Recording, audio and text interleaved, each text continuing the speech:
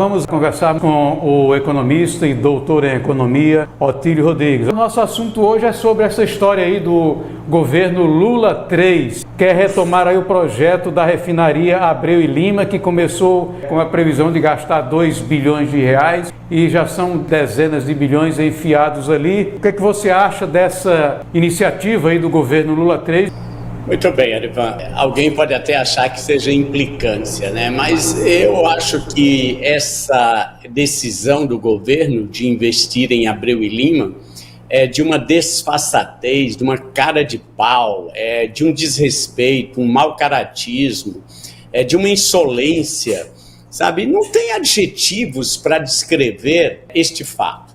E vamos lá, só para a gente entender o contexto. Primeira coisa, esta refinaria é o símbolo do desperdício do dinheiro público, da corrupção e que jamais deveria ter sido feito. Vamos recuperar aqui alguns dados. Primeiro, o orçamento inicial era de 2,5 bilhões de dólares. Passou para 18 bilhões. Então, em primeiro lugar, ou você tinha que demitir a equipe que fez esse orçamento, ou tem que demitir todo mundo que executou. Não tem saída. E depois, há algumas evidências, né? Porque alguém pode dizer, não, isso é jogo político, é briga, é intriga. Vamos a algumas evidências concretas, né? Primeiro, esta refinaria é considerada pelos parâmetros internacionais a construção de refinaria mais cara do mundo. Então, não precisa ser nenhum gênio das finanças e também não temos que entrar nessa briga política para desconfiar ou minimamente entender que existe alguma coisa estranha em tudo isso. Existem relatórios do TCU, né, do Tribunal de Contas da União, apontando que houve superfaturamento em mais de 4,5 bilhões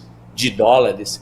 Existem evidências, provas concretas de funcionários da Petrobras que fizeram acordos de leniência e de delação premiada, devolvendo o dinheiro. Existem depoimentos, provas contundentes de toda a malversação de recursos que ocorreram. E depois foi um projeto completamente fracassado. Esse projeto original, vamos lembrar, que era uma parceria do Brasil com a Venezuela, com a PDVSA lá, que é a Petrobras da Venezuela. A Venezuela deu um calote, não colocou um centavo no projeto, abandonou completamente, o Brasil ficou com todos os custos e depois o governo Lula convida lá o sucessor do Hugo Chávez, porque o Hugo Chávez esteve no lançamento do projeto, vamos lembrar disso, que muitas vezes as pessoas têm memória curta e não lembram dos fatos. Quer dizer, o país dá um calote e depois esse mesmo presidente convida o sucessor lá do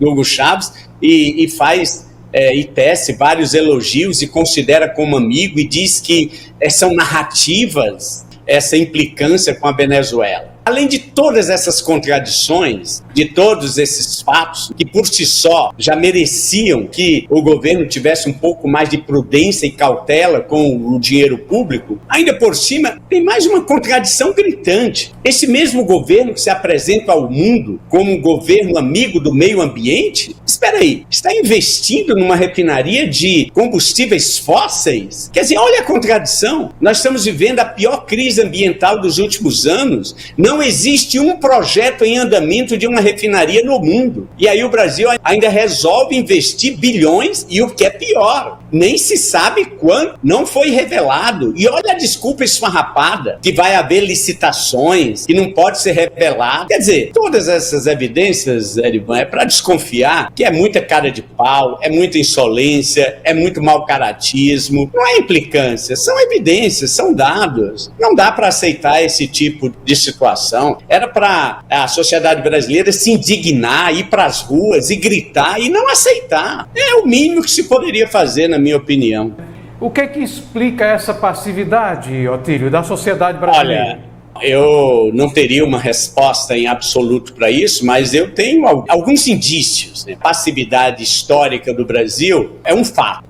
Não é de agora. Essa passividade. Uma possível explicação é a falta de informação, de educação, de cultivar valores cívicos. E para isso precisa uma boa educação, precisa investir no sistema educacional, na informação e tudo mais. Agora, isto foi intensificado, piorado nos últimos tempos, por conta que hoje nós vivemos num mundo hiperconectado, onde milhões de estímulos e de informações transitam nas mídias, nas redes sociais, nos meios de comunicação de massa, e isso leva as pessoas a uma superficialidade, a distração e a perda de foco, que as pessoas não conseguem mais raciocinar, se aprofundar, estabelecer uma reflexão mais profunda, um debate, uma discussão, fica tudo ali no campo da superfície. Então, junta esses dois fatos, uma passividade histórica, mas esse momento que estamos vivendo no mundo atual, então explica tudo isso, né? Porque a corrupção no Brasil é histórica também. Outro fato que intensifica o fenômeno, porque a questão do nepotismo, da corrupção, da malversação de recursos públicos, a gente é comentado às vezes em tom de brincadeira, né? Existem algumas discussões sobre a veracidade disso, mas desde a nossa carta fundadora da nação, que escreveu ao rei Dom Manuel, comunicando o descobrimento, ele já pedia a interferência do rei para a nomeação do seu genro. Daí que vem, só uma curiosidade aqui, só para a gente relaxar um pouquinho, daí que vem a palavra pistolão, que era muito utilizada no Brasil antes, vem de epístola, que é referente à carta que Pero Vaz de Caminha escreveu ao rei Dom Manuel pedindo uma vaguinha para o seu genro. Então, quer dizer, essa confusão brasileira, que é uma coisa típica da cultura lusitana, de confundir o público e o privado, Erivan, também explica em muito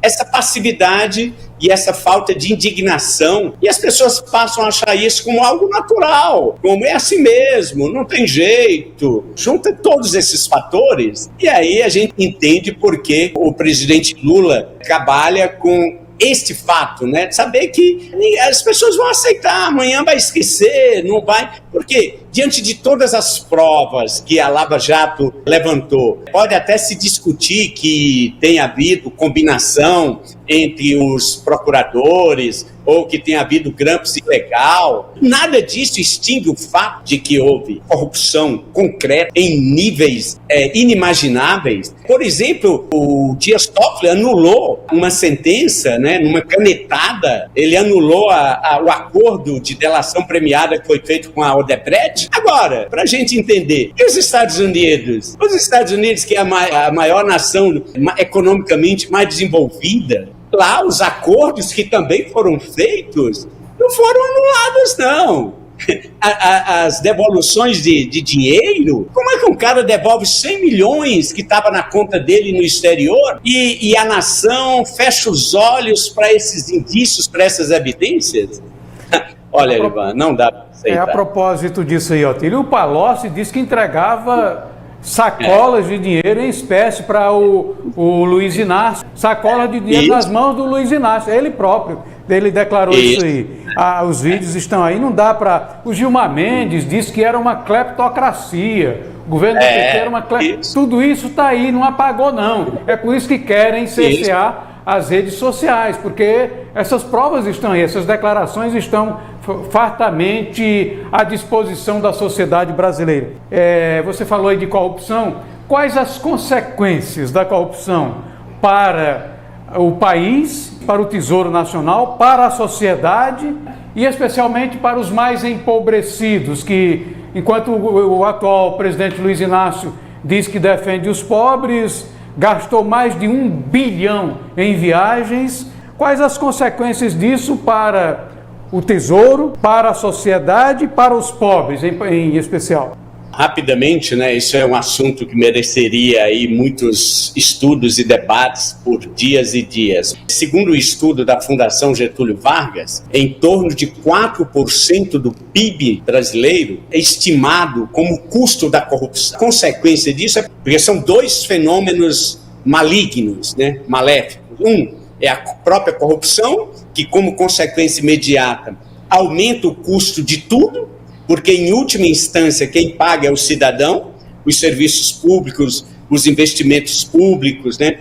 Tudo nesse país é corrupção, dinheiro não cai do céu, alguém paga a conta, os usuários dos serviços é quem paga uma conta, e a segunda consequência é o subdesenvolvimento, né? Porque nunca vai se avançar. Se qualquer uma pessoa fizer uma pesquisa do histórico das grandes operações de corrupção no Brasil, que nunca deram em nada, a Lava Jato foi a primeira que tentou trabalhar isso daí, né? Mas já encontraram uma maneira de desmontá-la. Então, a consequência, primeiro, é que tudo fica mais caro, e a segunda consequência é o subdesenvolvimento. Nunca vamos nos tornar uma nação coerente, né? Uma nação que trate o seu cidadão como uma pessoa inteligente. Enquanto continuar esse dirigismo estatal, essa interferência do governo na vida do cidadão e da economia, as coisas vão continuar, então não vai mudar. É isso que eu vejo, assim, para concluir.